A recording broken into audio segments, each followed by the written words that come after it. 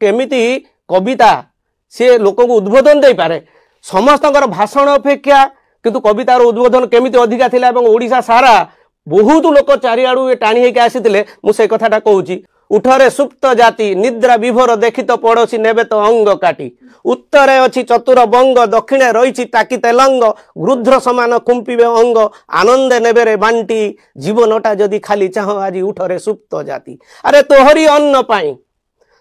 अन्न पाई केते जाति दिने अंजलि पाती थिले रे तो मुखे चाही राज्य जाइछि राइज जाइछि इतिहास अछि जाई राज्य जाइछि राइज जाइछि इतिहास अछि जाई ता बोली कि निज इज्जत निज हाथ रे रखिबु नाही इज्जत रख तोर हाथ धरा धरी उठरे ओडिया गभीर निद्रा भाळ संबलपुर डाकू गंजामे से डाक उठुरे सिंहभूम धामे जयपुर थरु जननीर नामे सारा देशे उठू रोल हाथ धरा धरी उठरे ओडिया जय उत्कल बोलो जय जगन्नाथ बोलो जय जगन्नाथ बोलो।